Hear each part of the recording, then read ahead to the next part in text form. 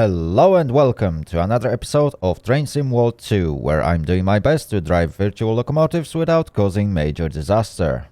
Or do I?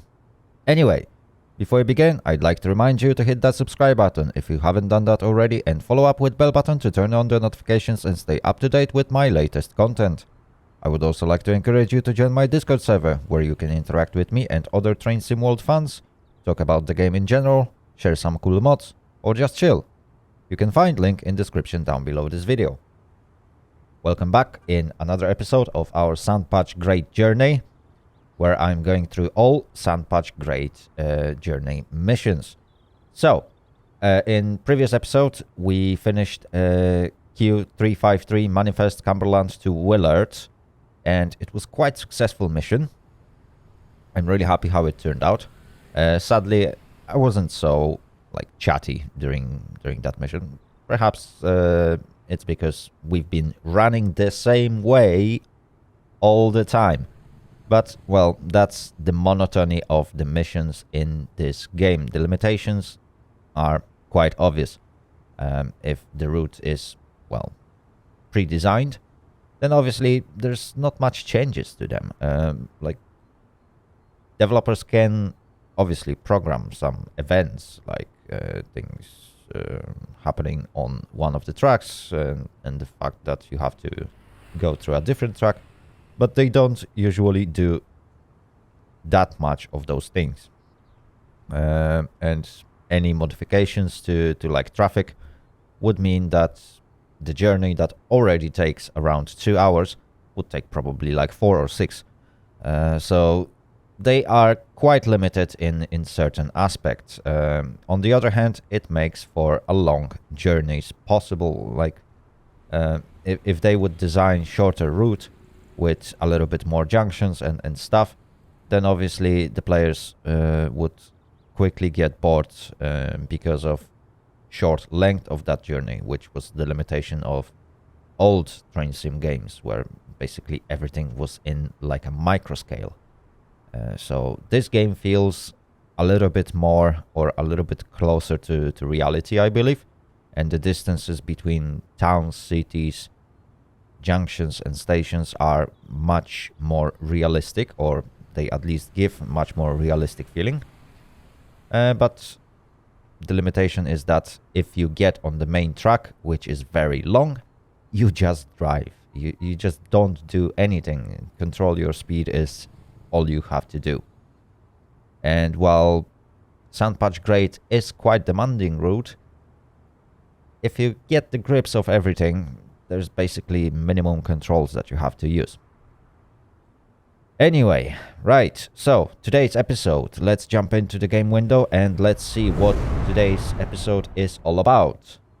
As you can see, I'm on Sandpatch Grade journey selector, or a mission selector for the journey, and I still have to complete 3 of the missions. So the next one on my list is X799 Eastbound Helper Return, and that's the mission we are going to do today. When we finish this one, there is only 2 more to go, and then I will have to select another journey, I believe. It all depends how many of you guys will actually be willing to watch it, because since what was that mission? Since chapter 2 Fully Fueled, there was not much of attention from many people to actually watch other videos. Some of them have actually quite significant viewership, but others, those videos score 40 views, 50 views, I don't know. Is there anything I could actually do to increase viewership? Obviously, I would like to post as clear gameplay as possible without too many cuts. And that's the problem of this game, because if service takes 2-3 hours to complete, then yeah, if YouTube is showing that video to someone, people are quite reluctant to press on those 2-3 hours videos. I can understand that fact. But on the other hand, I don't want to cut anything of those videos, so you can just enjoy the ride. And like, I'm kind of like conflicted inside, because yeah, making a shorter video would make it more attractive, definitely, but it would take a lot of that impression of a train drive. This is a little bit difficult. Anyway, I'm not here to like consult that. However, if you have any thoughts about it, feel free to jump in on my Discord. Link is in the description down below the video, and share your thoughts about those videos with me and other viewers. And that might eventually help me create the content catered especially for my audience. Right. Anyway, let's get into this mission, because knowing how they are constructed, we might expect like 2-3 hour service. Okay, so X799 Eastbound helper return. Return this helper pair back to Cumberland ready for its next duty. It should take us 70 minutes. We are going to drive AC 4400 CW YN3B. Total mass of the consist is 379.9 tons. We got 2 vehicles in the tandem, and the total length of this beauty is 47.3 yards. Not meters, yards. Right, we are starting at Sandpatch, and we are heading towards Cumberland Yard West. So we are going to go downhill. And I believe this siding looks familiar, and we got nice winter. Okay. So let's begin. The big question is, do I actually need to configure anything? Because if we are driving empty consist, I might as well take a risk and just tow the second vehicle, which would make things much easier. So that's the thing. In this configuration, we actually don't need to do that much in the second locomotive. There are better settings than the ones that we are using normally, because normally we want... Come on, I got stuck. Normally we would like to, for example, turn on... turn off the control, turn off generator field, and turn off engine run. Because this would make this locomotive give us the full power. But we don't actually need the power of this locomotive anymore. And I can't remember which configuration was it. But there is a configuration of these 3 buttons that would allow me to turn this locomotive into actual wagon. Okay, anyway, I'm not gonna be changing that just now. But yeah, there is such configuration. I can't actually remember how to set it up. If I should turn everything on, I think that was the one. And then I don't have any brakes. I don't have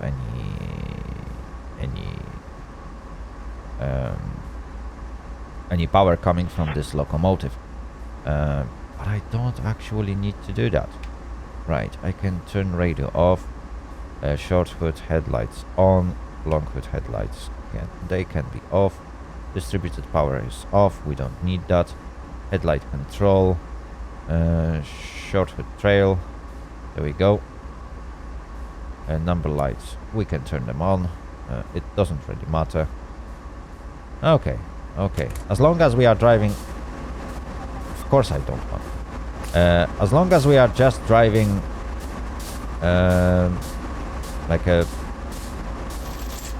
an empty tandem without any wagons, it really doesn't matter. Right, distributors power on, number lights on, short hood lead, there we go. Okay, engine start, engine stop, blah blah blah. Right, this is configured. I believe air brakes are not configured. Oh, obviously they are not. So I need to change it to cat-in, lead, save changes. There we go. We finally got brakes. Headlight, bright aux. And it seems like we are good to go. Reverser is set forward. Fantastic. We can release automatic brake. I don't know why it's engaged. Okay, independent brake. Let's put it at 25% so we don't roll back while I'm still configuring things. Generator field needs to be on in this one. See, those are things that I still need to configure. Control is on and engine run is definitely on. Right, so at this moment this tandem will be fully operational. Look at our little helper. She's so happy. I know she is. Internally she is probably crying, but well, that happens. Turning on wipers at 25-26% would be highly appreciated. Let's turn on the wipers for our helper because she doesn't seem to know how to do that. Okay. And it looks like everything is fine. I can turn on the fan, but it will just add unnecessary buzz to everything. Right. So with that said, I don't need back headlights. Blah blah blah. Okay. So we can now drive. In 843 yards we got yellow light, but that's fine. Okay. So let's release the brakes.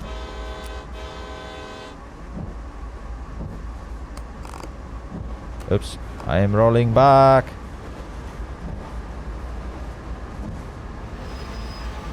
Oops. That was a bad idea. Okay.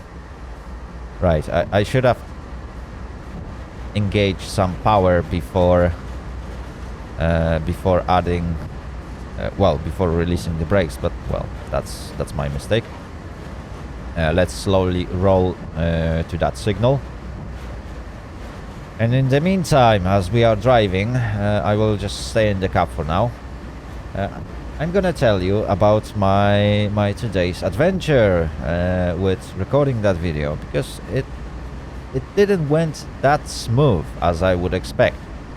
So, you know, as I'm recording for a while, I already got things pre-configured, so it makes things easier for me. I usually don't struggle too much to start recording.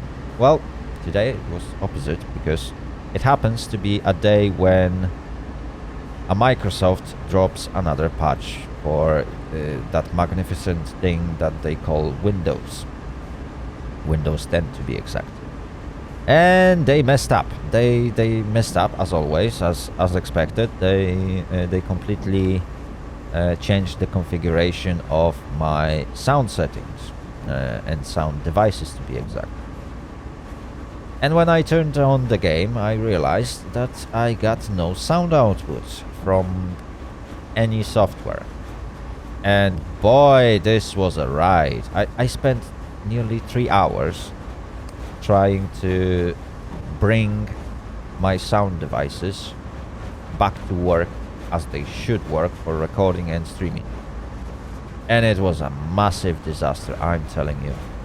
Like, usually they just change like default devices and they don't touch anything in individual devices configuration, which helps a lot. It takes me like 5 to 10 minutes to get things sorted after each patch, which is fine. But this time was slightly different, because they went so deep that they've actually configured some of my devices, or in fact every single sound device or sound output device to be exact, as a 5.1 configuration, which I literally never had. I never had 5.1 sound. I always used like stereo speakers or headphones in that case. And suddenly I realized that Microsoft thinks, well, you know what? Now, by now you should have 5.1 sound system and like fully operational studio. Yeah, I wish. And they configured everything like that. And I was just struggling to find what is causing my sound not to be present at times. And like, I've been having like missing sounds, I've been having everything that can go wrong went wrong today. And thankfully this mission seems to be quite short, because if that would be longer mission, I can guarantee you that this video might have been delayed. Because obviously rendering all that stuff is also gonna take time.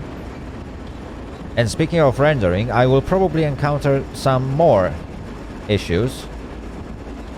Just because, well, I haven't touched anything in Vegas Pro. So, like, I know that configuration of this software have probably changed. Just because Microsoft dropped their fantastic, well-designed, perfectly balanced patch. Like, why? Why can't they program so that every single device that you configure, everything that you configure in the Windows saves onto a file that you can either manually load and quickly load all your Windows settings? They do that when you recover Windows. Why can't they do similar things with your configuration? So after their failure patch drops and they reset all your configurations, you can just load one file, it will load it back and eventually report on the errors, on the things that this system can't set for you for any particular reason. I just can't understand that. Like, oh my goodness me. No. Slow down, boy. Slow down. Ooh. I hope it's not gonna be overpowered. Okay. Let's drop the speed to 16 miles per hour. Ooh, I went a little bit overboard.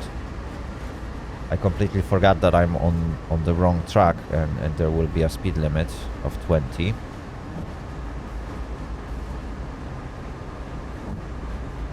And I went a little bit too far. Okay, I'm gonna use normal brakes. Oh, for some reason there are red lights, but thankfully it's not for this truck. Right, I need to focus, because I've been focused on ranting about Microsoft, and eventually I lost some points. Oh, this is no good.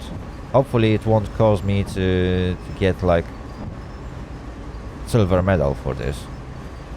That would be a disastrous. Nah, it wouldn't be. As long as I can finish this service, it's fine. Like, small mistakes can happen. But yeah. Anyway, like, this is a Microsoft for you.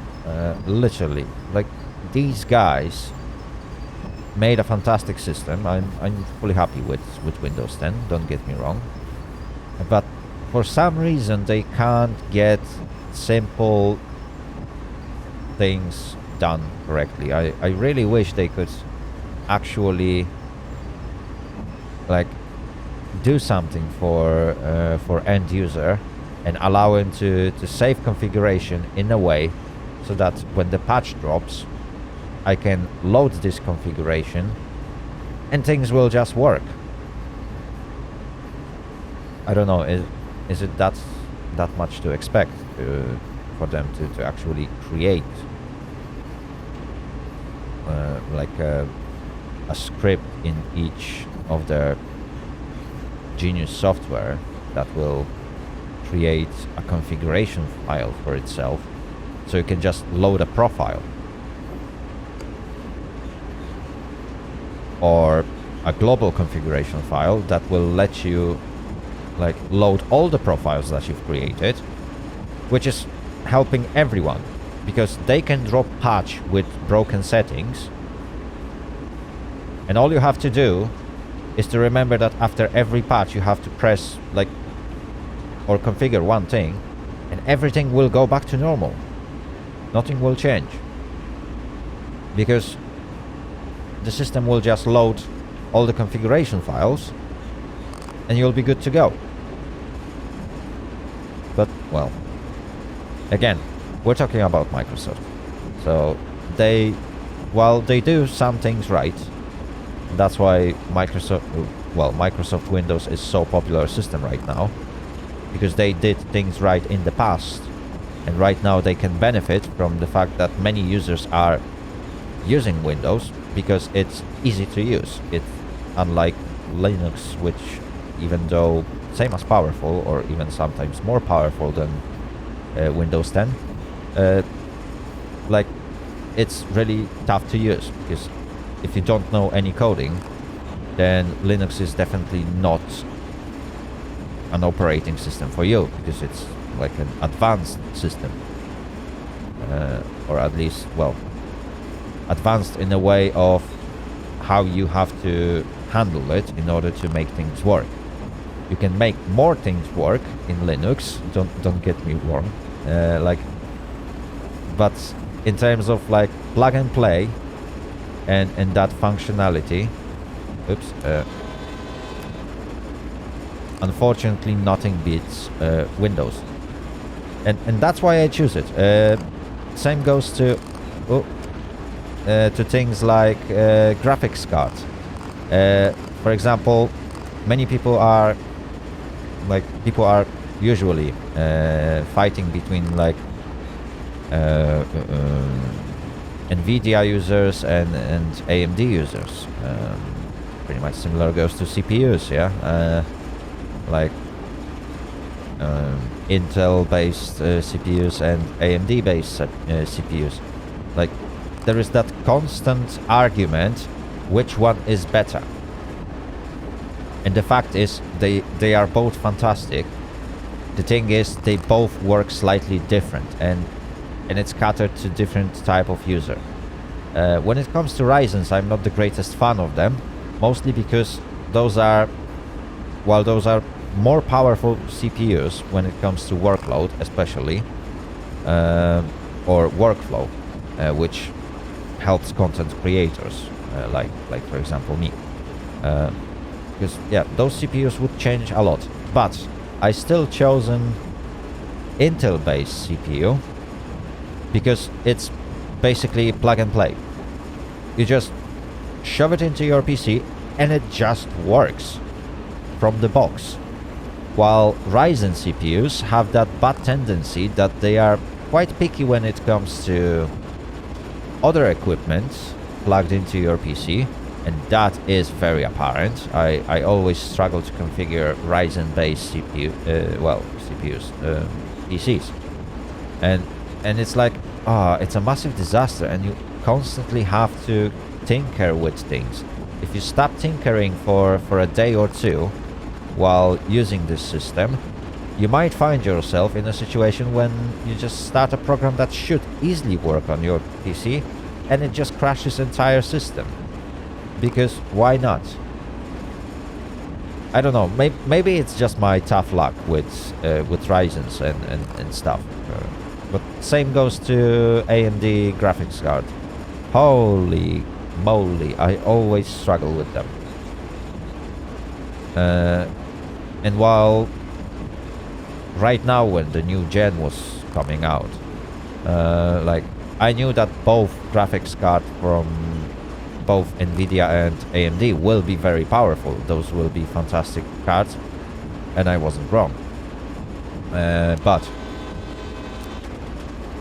the thing is that once more, I predicted that AMD will have like a bit crappy drivers that require a lot of work in order to actually make them work.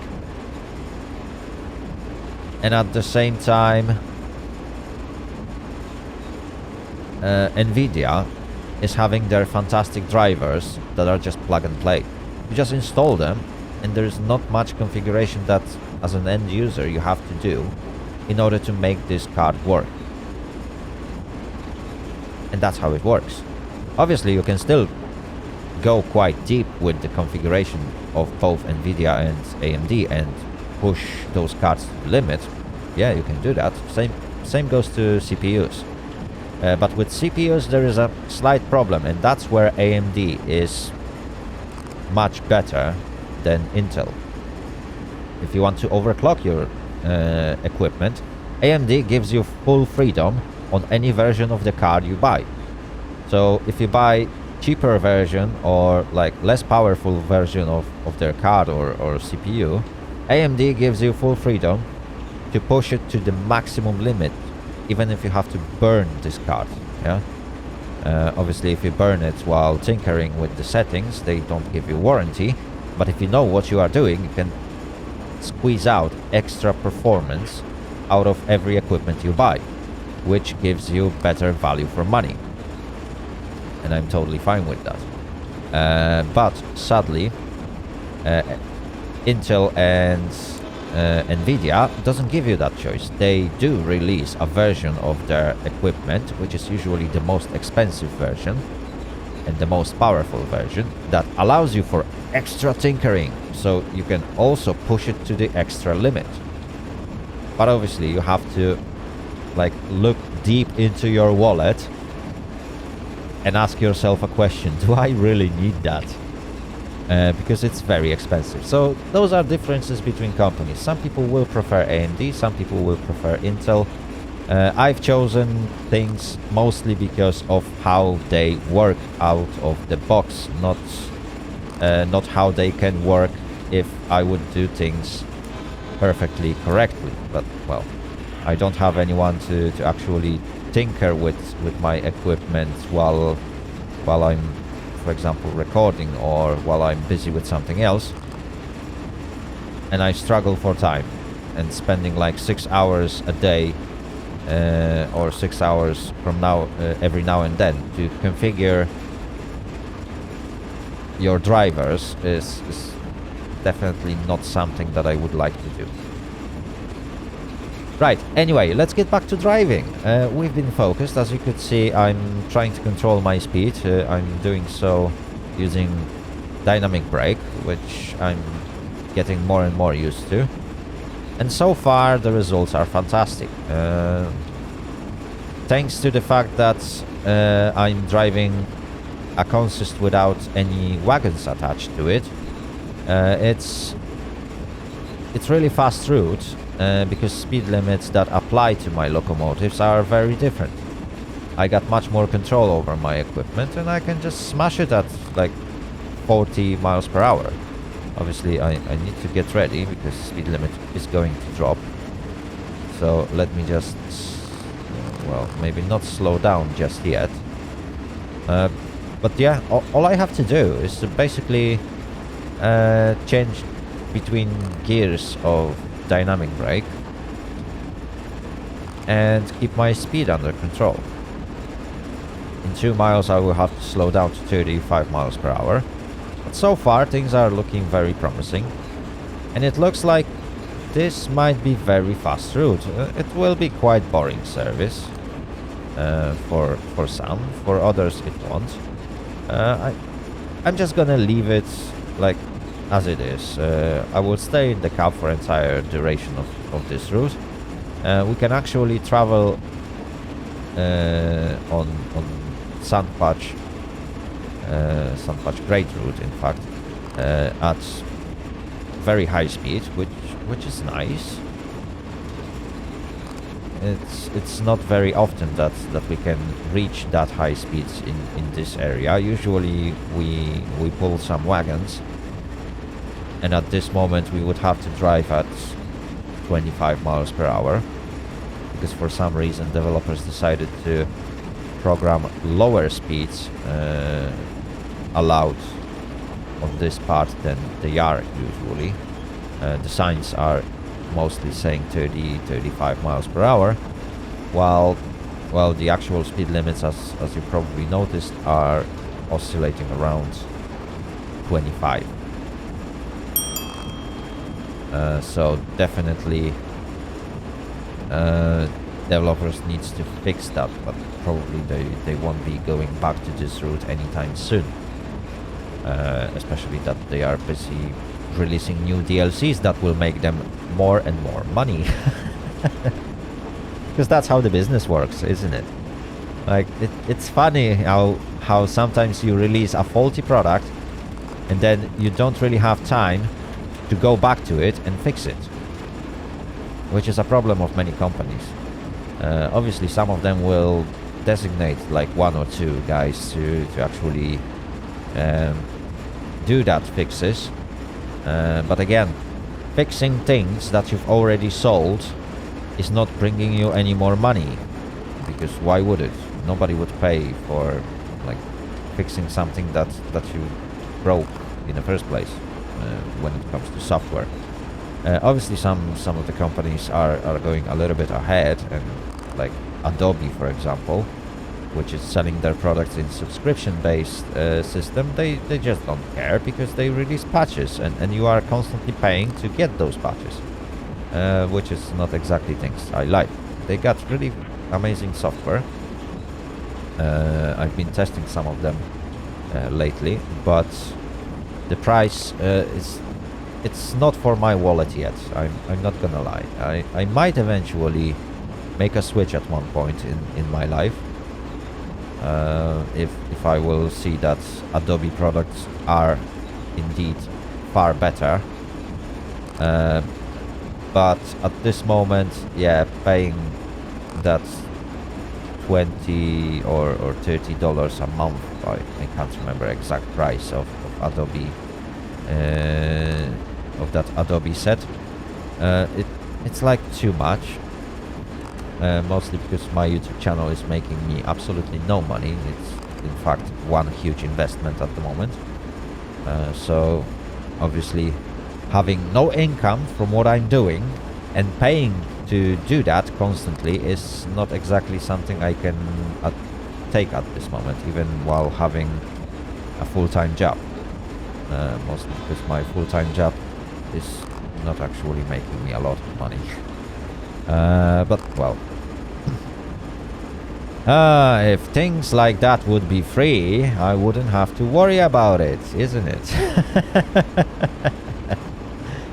Oh well, but nobody does the job for free, so I can't expect like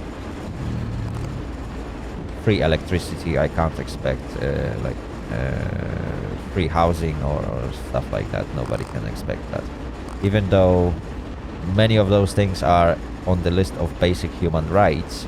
You still have to pay for them, well, one way or another, by paying taxes, which is one of the ways, or by paying the rent and other stuff. So yeah,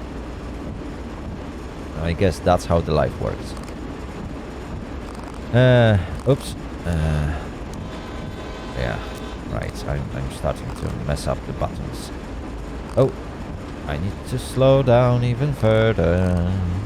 Okay, let's keep my speed just slightly below 30 miles per hour, that I can actually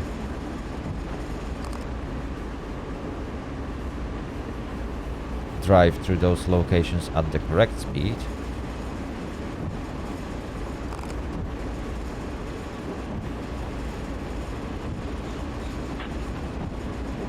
Okay, things are looking good.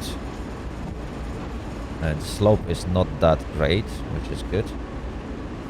Yeah.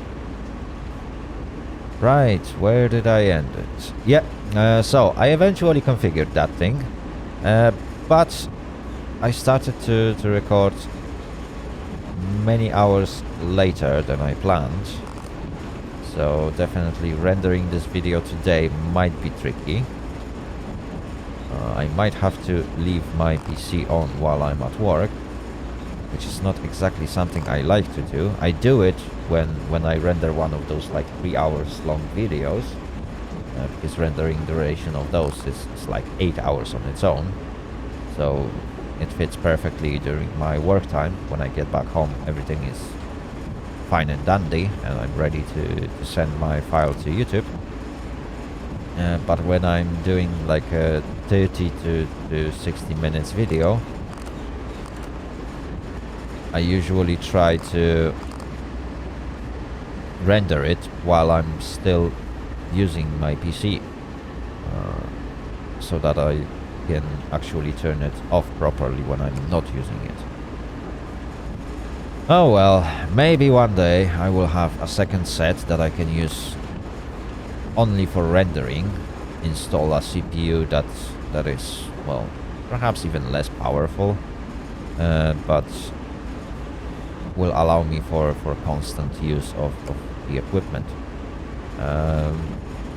At some point I was even thinking about getting like a laptop with a good CPU just for rendering videos, or rather rendering and editing videos, so that I can use my PC for anything else, which is not exactly the worst idea ever.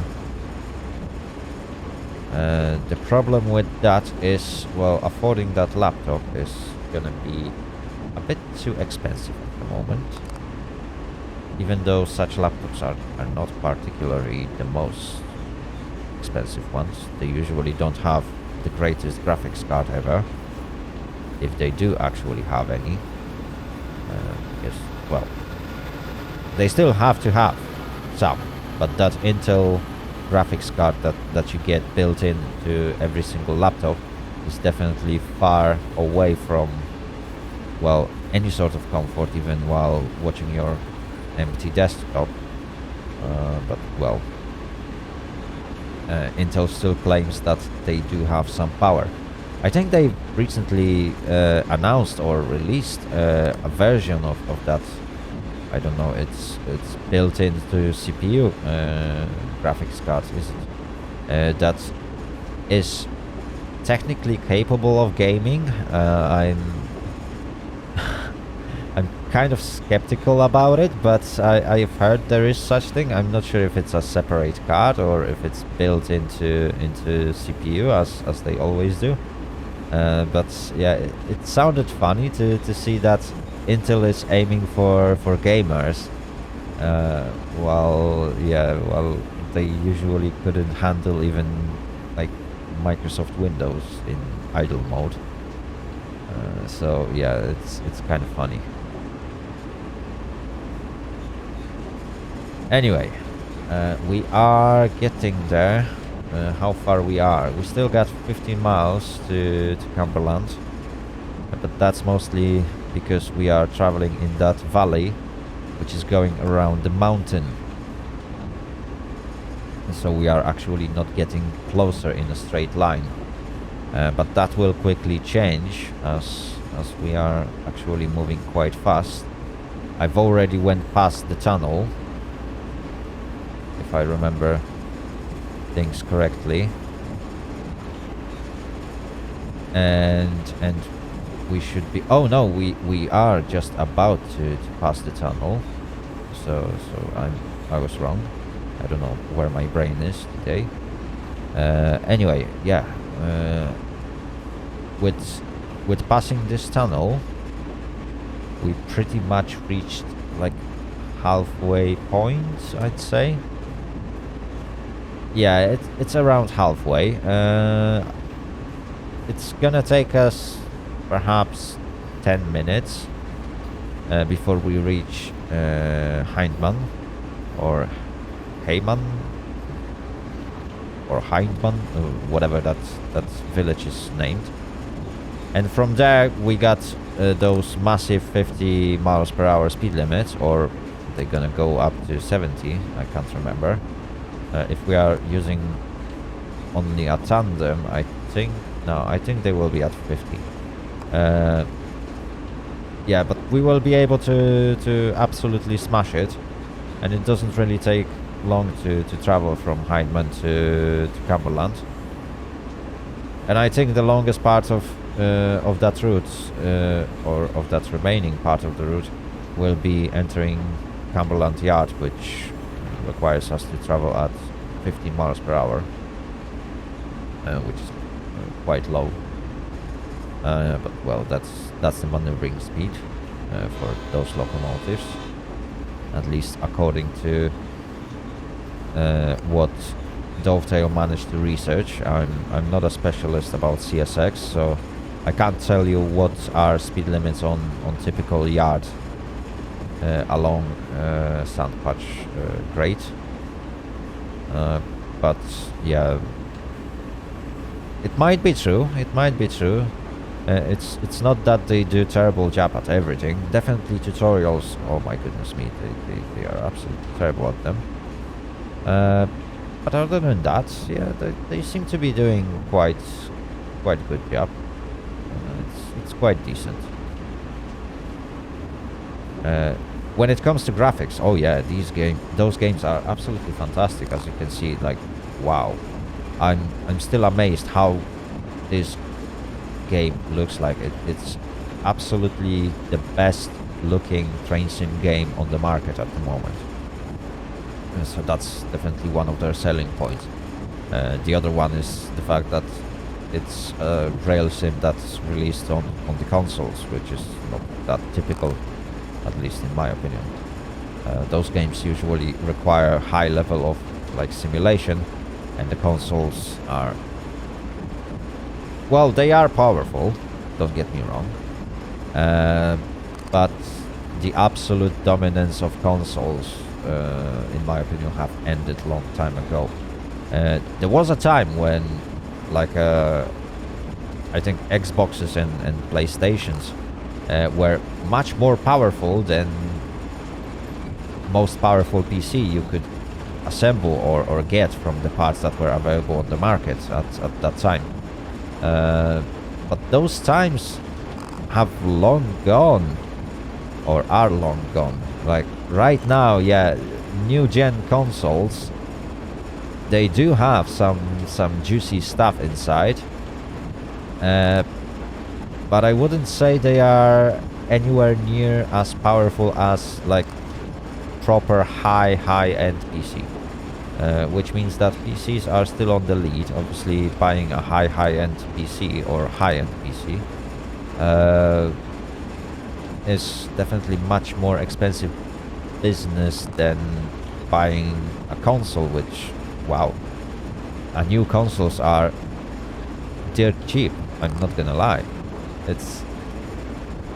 I think the best version of those consoles are like 450 quid or 550 quid, which is like, wow, that's basically the price of like those previous gen consoles. And it's like they managed to keep the price while increasing, well, significantly increasing performance, which is absolutely great. The biggest problem right now is the fact that, well, even if you pre-order them, you can't be sure you're gonna get them because everything is delivery based, and it seems like either some of the delivery people might not be exactly as honest and trustworthy as they should be. Usually you trust a person that delivers your packages. Well, at least in UK that's not the case. Like, I've been having so bad deliveries, especially since all that lockdown and pandemic stuff started, that it's absolutely ridiculous how some of those people got the job in the first place. Like, if you stand in front of someone's doors, you knock once or twice, and you are supposed to leave the package, why the fuck the package is not there? Oh my goodness me, I messed up. I messed up. Speed limit went down to 25. Ooh. There we go. That's the second error of this scenario. Oh dear.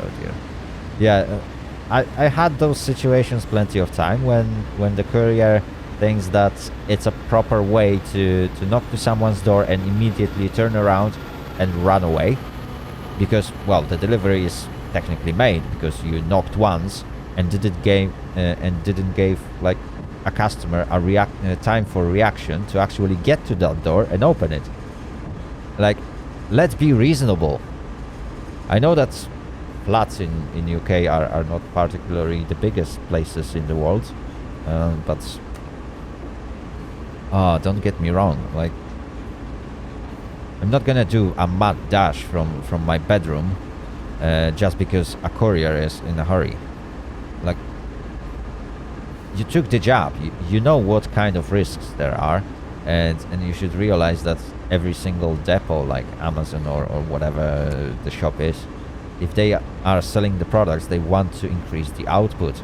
So they will push a tons of packages scheduled for that day, and you have to deliver them. So that's understandable that you are in the rush, but like, there are limits to like reasonable amount of rush. Oh my goodness me. If you can't do the job, just quit it. Don't do it. Because it's absolutely ridiculous. I can understand that, okay, you might have gotten a little bit more packages than you should, but that's why delivery man in UK is usually a self-employed job, and the companies are usually paying you for a package delivered or per package. So like, even if you have to spend extra 15-20 minutes to get the last delivery, and you're gonna finish 20 minutes late, you're still gonna get paid for full duration of the job, or for full job. So I don't get it. Like, it's simple, just deliver the package where it's supposed to go. Because like, repeating the same delivery, and that's what I usually expect. If somebody messes up the delivery, I expect the package to be delivered to me, because that's what I'm paying for. On the other hand, if you are ordering a package to get to your door, you don't expect the package to get to my neighbor's door, or to a completely different town. Like, simple things. And even if you have to leave the package at the door and just knock to bring someone's attention, that's fine. That's fine. This is a common practice in UK, where especially Amazon does that, starting from the pandemic time, when the couriers are actually leaving the package at your doorstep. And apart from deliveries that include like tobacco or anything that you have to show your ID for, then it's usually not a problem. Well, for some couriers it is. And I've seen, wow, so badly made deliveries that is absolutely ridiculous.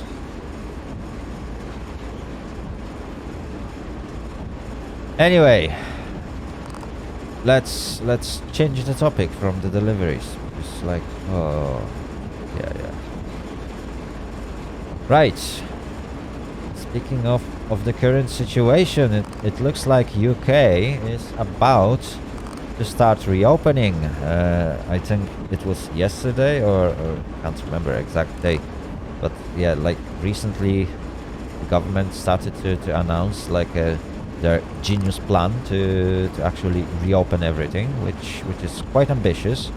And this time actually it might work, providing the fact that there are vaccines, providing the fact that UK has those vaccines already, and there is quite a lot of them, and that they are in a full swing rolling them out, which is kind of good. I think they recently announced that a third of adult population is already vaccinated, at least when it comes to first dose. So that sounds good. Like, when did they start it? I think they started like shortly before Christmas, or during Christmas they started to roll out first vaccines. So what, they are doing this for 2 months, and they managed to sort out a third of adult population in the country, so that's fine. We have to remember that this is like a 60 million country in total. So providing that adults are, can't remember statistically what percentage are adults in society, like 2/3 probably, or maybe closer to like 50%. So that sounds pretty good. Like, that means they vaccinated around 15 million people in like 2 months. Anyway, we've just reached Heinemann, and the speed limit has increased to 60 miles per hour, which is very, very good.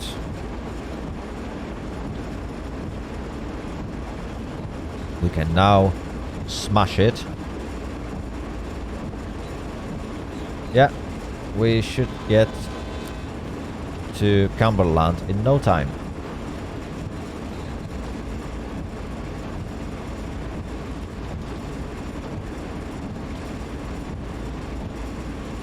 Lovely.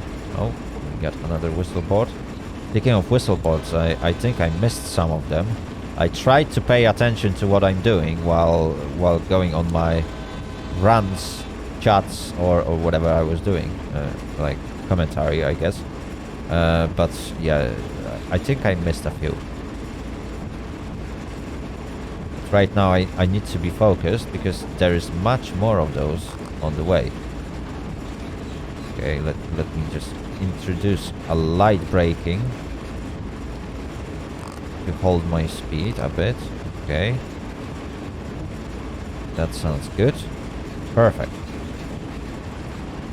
Right, so we are about to get to Cumberland, and with that done, we should be able to... Oh, the next speed limit is 79 miles per hour. So, in fact, there will be a high speed limit. Right, with that done, we are left with just 2 scenarios. And the question is, what then? I've been personally thinking about a massive change of scenery. So definitely I won't go for US based routes, mostly because I've spent the last couple of months featuring Sun Patch,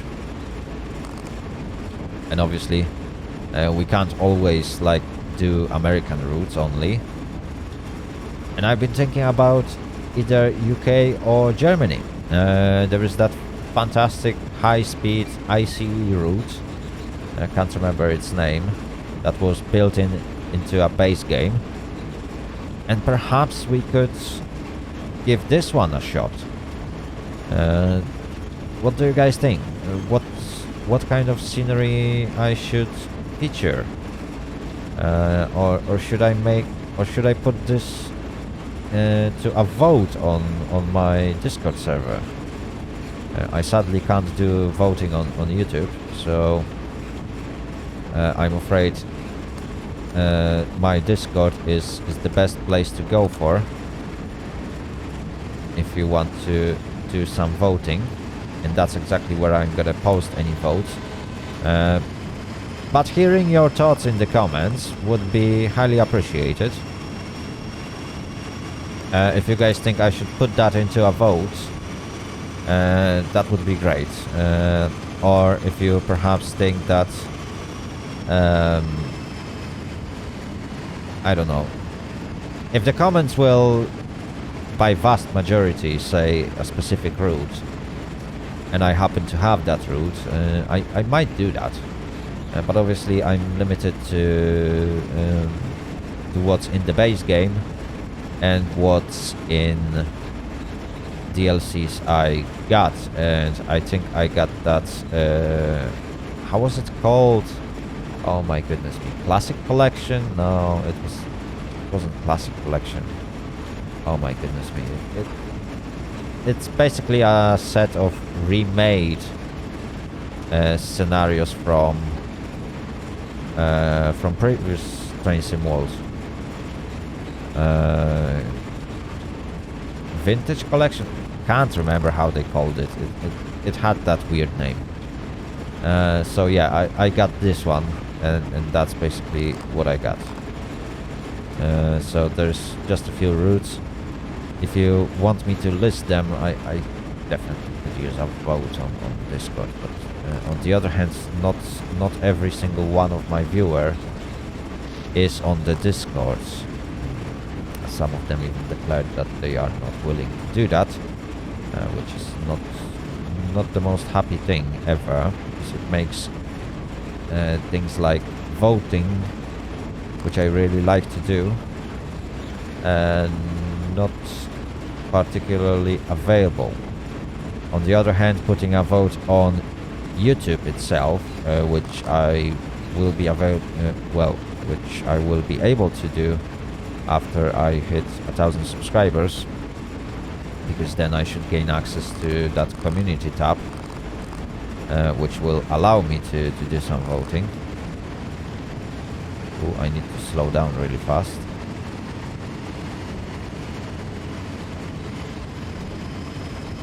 I'm not sure if dynamic brake is the best way to slow down. I think it is. Okay, 1,000 yards to slow down by 5 miles per hour. Okay, I'm good. But yeah, on the other hand, what was I? Yeah, putting votes on YouTube are quite tricky, because as you probably noticed from a recent trend on YouTube, which was started by the guy named the Spiffing Grid, YouTube happens to have an issue with that system, and that community tab post that I could make that can contain those votes will sadly be presented to everyone on YouTube. So people from way outside of my audience may troll everyone and vote for something that people might not like to watch. And that is the problem. Oh dear, oh dear, oh dear. Right. Yeah, I'll try to choose one of the sceneries, one of the routes, but yeah, getting your opinion will be highly appreciated, because it will definitely help me cater the content to my actual audience. I'm not gonna be doing any single missions, not just yet. I'm not planning to do that. And if I will be featuring any of the single missions that are still available in the game, I just need to find out where they are. Then yeah, it will be something that I just do because I particularly liked a mission or a specific mission. Perhaps I got interested in that mission, or I need to do a short recording about specific topic, and I just need a background. That's the best way for me to actually do those single missions. So I think someone requested Autorac 4400. I don't even know what that is. If that's a single mission, then it won't be featured anytime soon, I'm afraid. But if that's a mission that's part of the journey, which is basically why I'm going through this series, then definitely it will be featured when the time comes. So yeah, I'm not doing requests in that series. When it comes to other games that I play, well, you can always check what I'm doing there. Perhaps some of that content is actually what you are interested in. I know that many people are interested in various different railways. Some of them are interested only in American railways. Well, sadly I can't fully satisfy you, because I'm not focused only on one railways. I do have content scattered around Train Sim World, which basically features railways from 3 countries at the moment, which is Germany, Great Britain and United States. I play some free simulators that are oriented around railways in Poland. If I find something nice about Asian railways, I will probably jump into that game for a while. So yeah, many different countries have amazing railways, even if the lines are, or even if the infrastructure is lacking. It is still interesting to drive around those parts, and I don't see a reason why I should focus only on American trains or only on British or German trains. In fact, the British railways are the least favorite of mine for some reason. I don't know, I'm just not particularly keen to the designs of British trains for some reason. They seem to look like weird to me, but yeah, that's part of like British railways, which is weird because basically that's the oldest railways in the world if you think about it. I think, yeah, Great Britain or in fact England or United Kingdom, if you like to call it like that. Well, it's basically similar. Yeah, there are significant differences. I won't be explaining what's the difference between the United Kingdom, Great Britain, and England,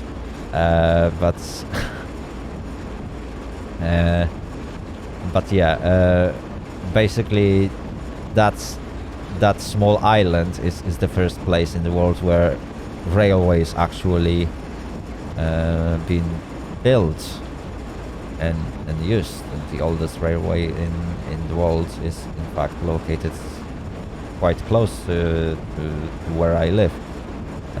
But yeah, this country just has, at least lately, from what I've seen, like railways in UK are quite weird. They are arguing about high-speed routes. I think it's called HS2 at the moment,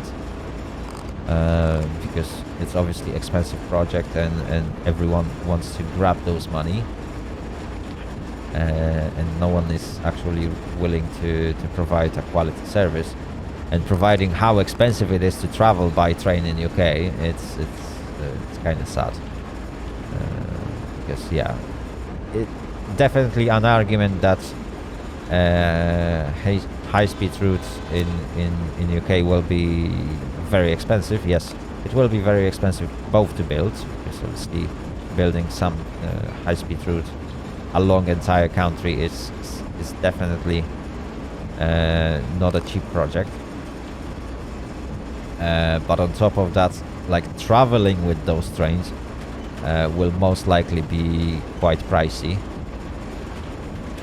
because for some reasons in UK, like completely milking your customer for a short train ride, which you can do locally, is highly appropriate.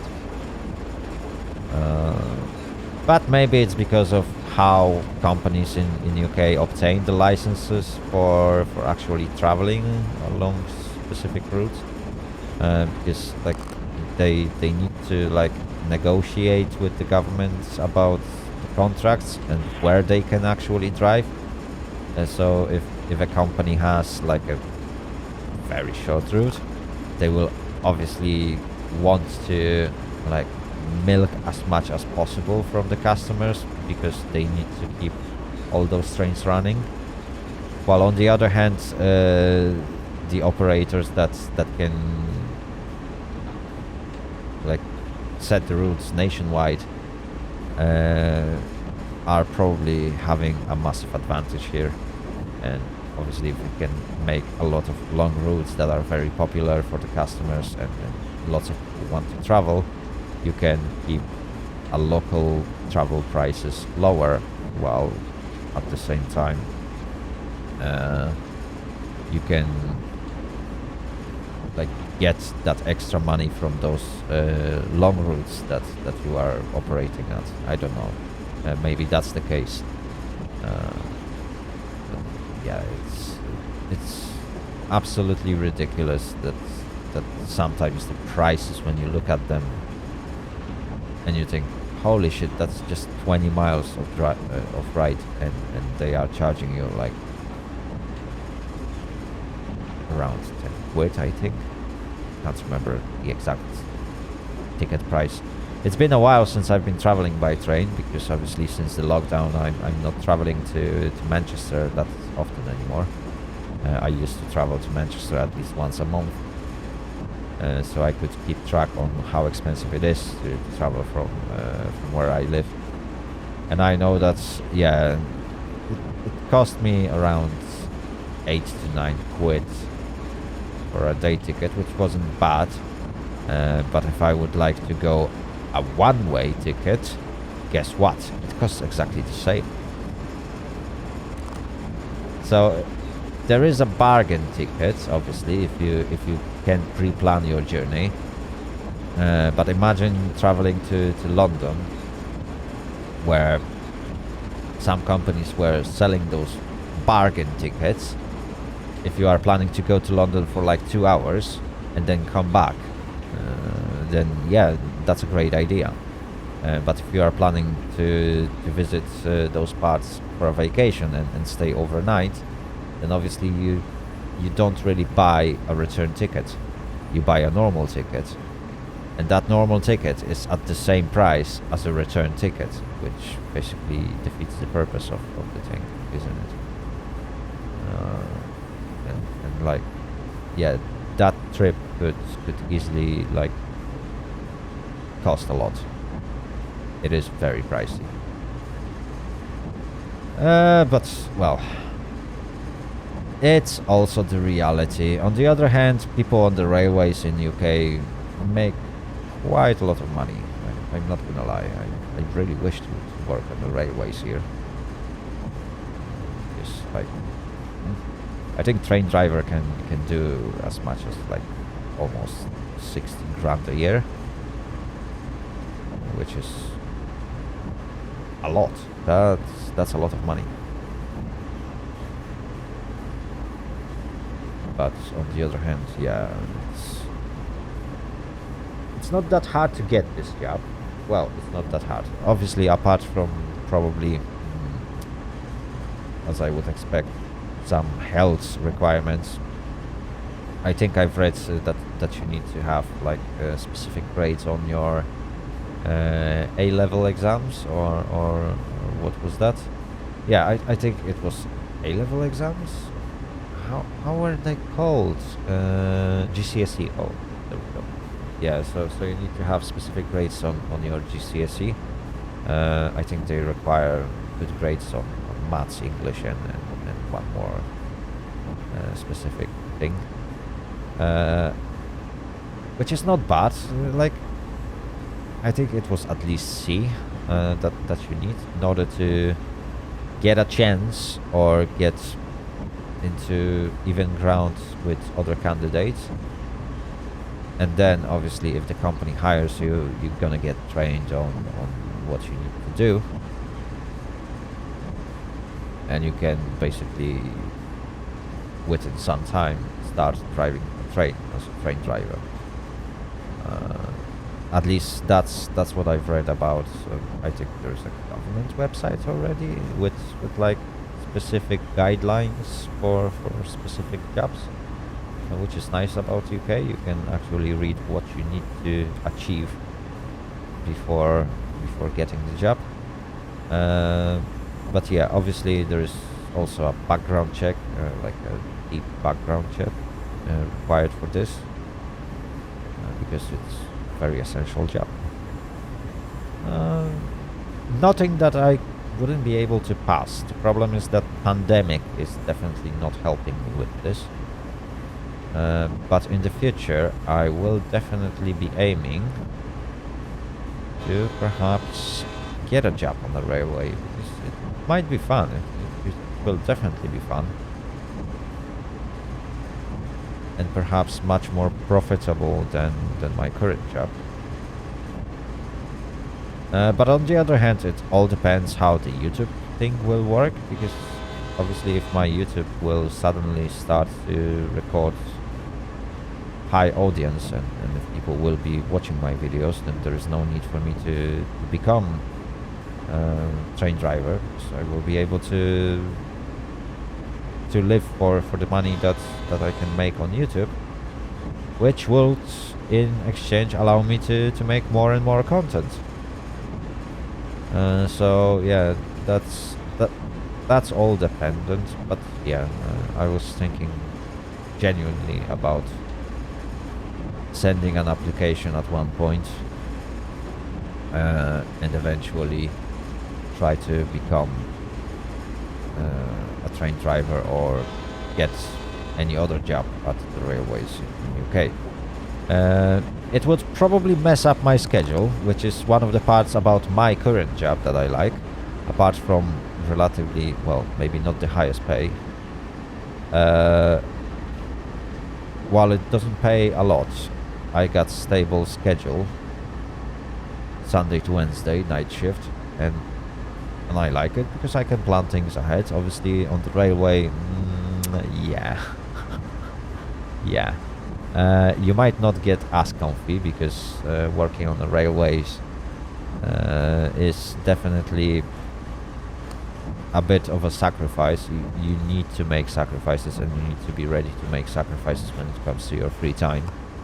So that would definitely hurt my content when it comes to regularity, which some people might like.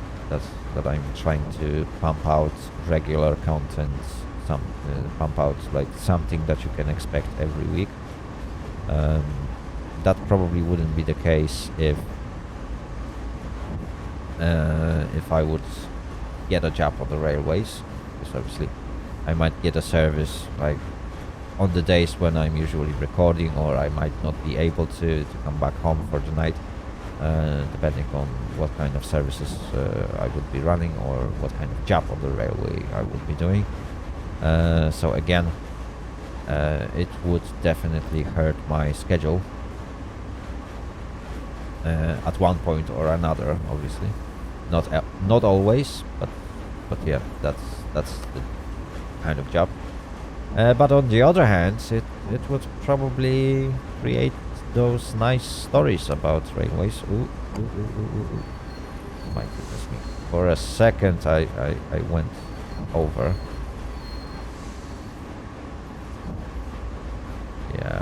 Yeah, I definitely got a penalty for that.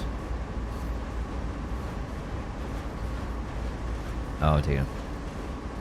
Oh well.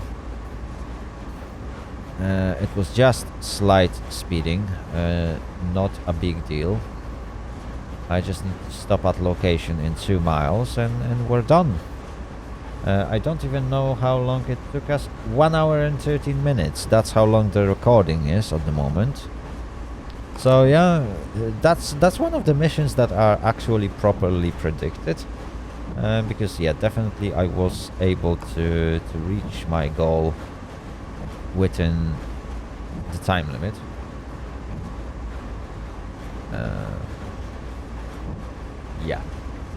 Yeah, that's one of the missions that might actually have proper time limit set, or well, proper time prediction set, but that's mostly because there were higher speed limits that applies to a single loco. If I would be pulling any wagons, then I would fit within those lower speed limits, which in exchange would extend my drive time significantly, which is not the case now. Okay. I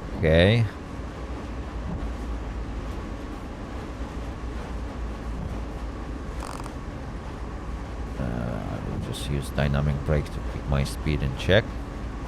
Thankfully, there was no red light on the entry, so I didn't have to actually stop. I could continue straight through, which is nice. Signaler did a great job in that case. Unlike a scenario, well, one of the previous scenarios where that entry signal to the station was displaying red, and you had to stop with the consist. And yeah, I'm not gonna lie, I had one instance when I actually passed that signal at danger. Well, obviously that instantly ends the scenario, which was kind of annoying because we were going all the way from that far end coal mine, and at the very end, very end, I was literally by the UI standards, I was still traveling at 0.1 miles per hour at the moment when I passed that signal. So I was basically stationary already. The brakes were fully on, and I just like started braking just a second too late.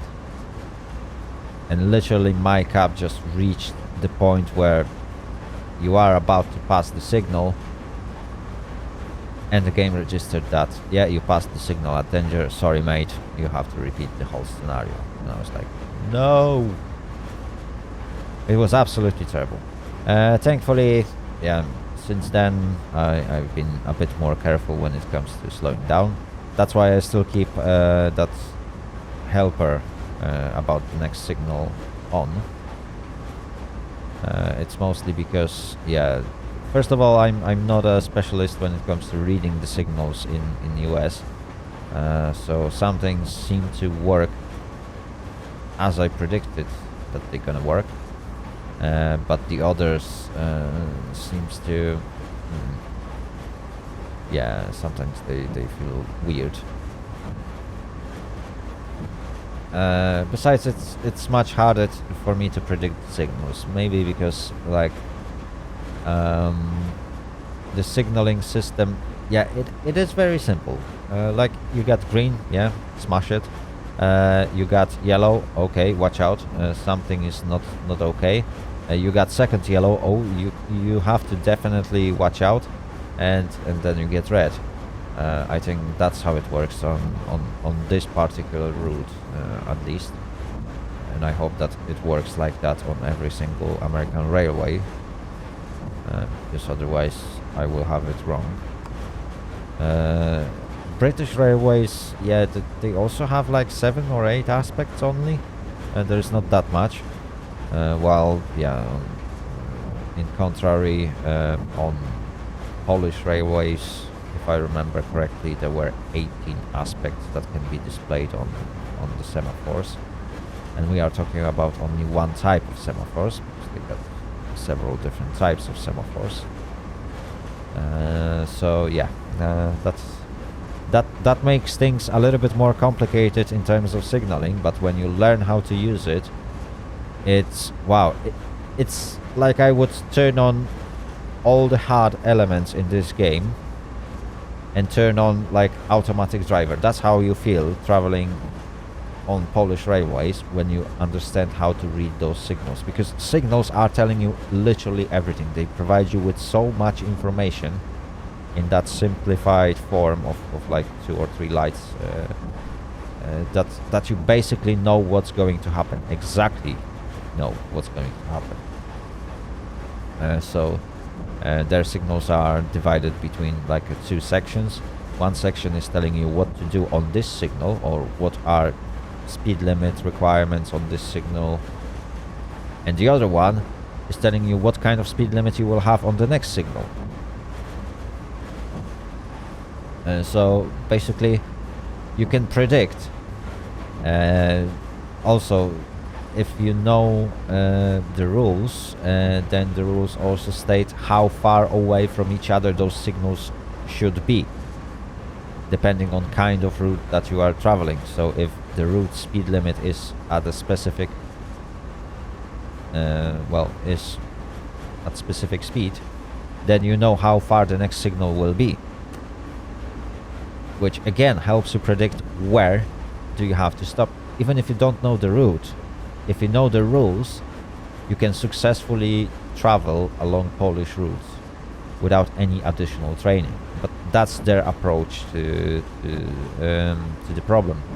It's somewhat, well, it takes a lot from German railways, so perhaps when we will be traveling on a German route, if a signaling is done properly in this game when it comes to German routes, because it might not be, then I might even give it a shot at some point, and travel with no hood elements when it comes to next signal, because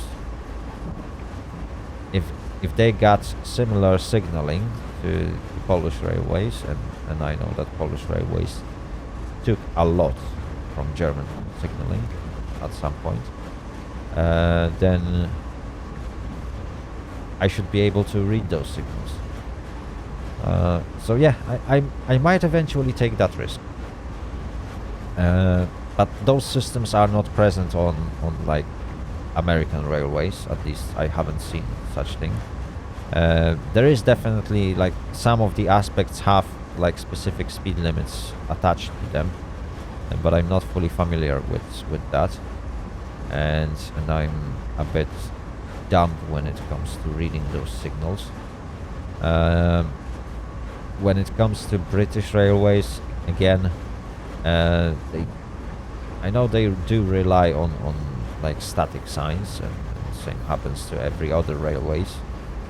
Even Polish railways have like static signs that will say, hey, the route speed for that route in specific is that many or that many. So signs are very easy to get through, but yeah, it's all about the signals. That's where actual like synchronization between trains happens.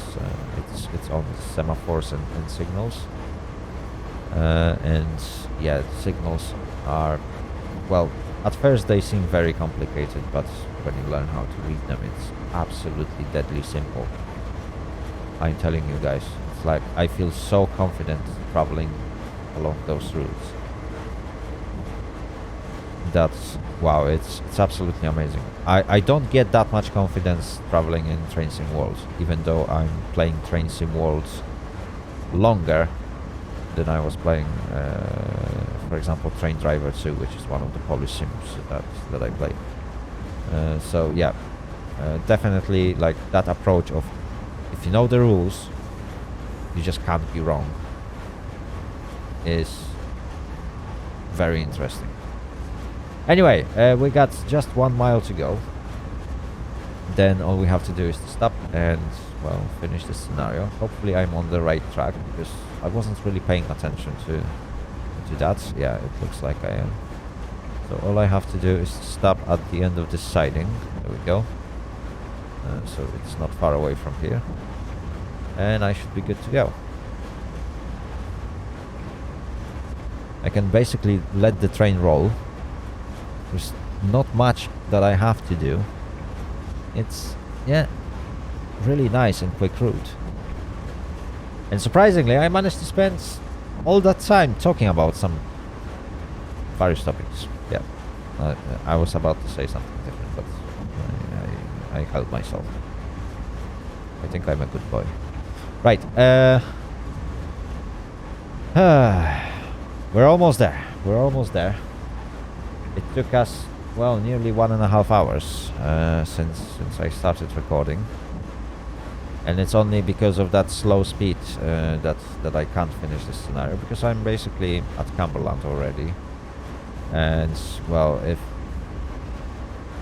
the game wouldn't require me to stop at a very specific point, I could stop even here and finish this, because I'm basically done.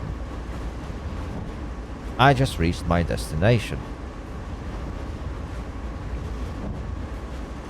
Well, almost, because stopping point is like 1,200 yards away, I believe.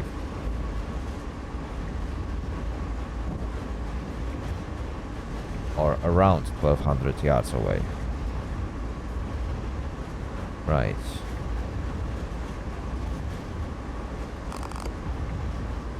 Oh.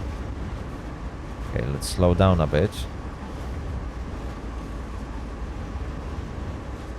Not because I want to slow down in particular, but because I want to keep my speed within maximum limits. And I was about to hit 15 miles per hour. It's better to be safe than sorry in this game. Especially that when I was talking, I definitely missed a couple of speed limits. That's why I eventually ended up speeding 2 or 3 times. It should still put me on a gold medal, unless this scenario requires me to do something that I haven't done. Which might happen. Those things definitely happen. But so far things are looking very promising. I got 650 yards to go. And I should be ready to stop. Come on, come on, come on. 14 miles per hour, 550 yards. Okay. We are almost there.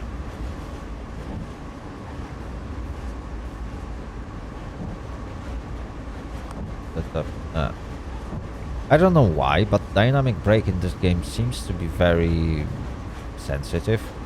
Like,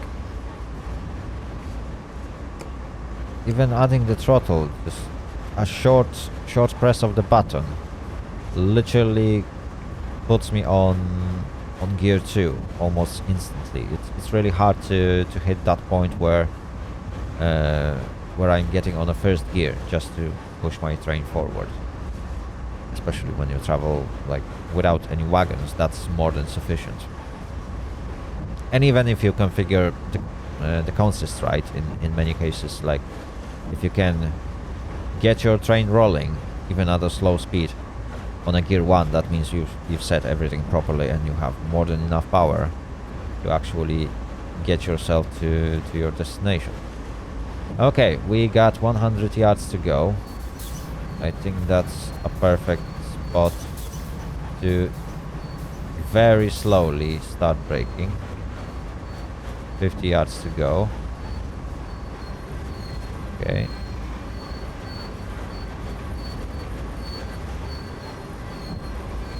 Four, 3, 2, 1.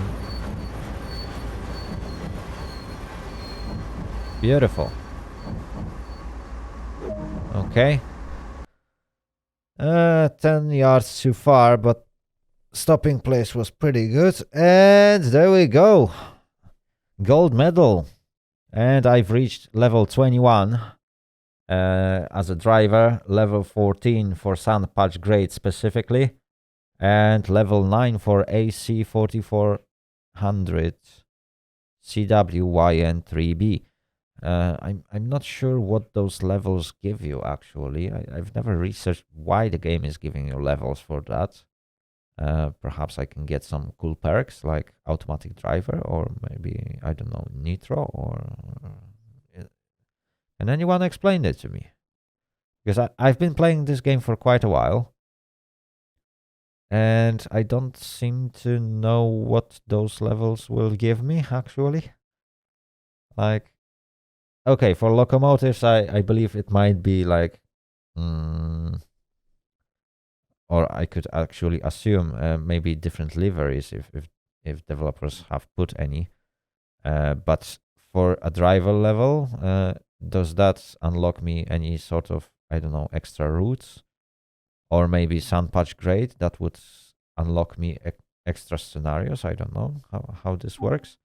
Anyway. It looks like we have reached the point where this scenario ends.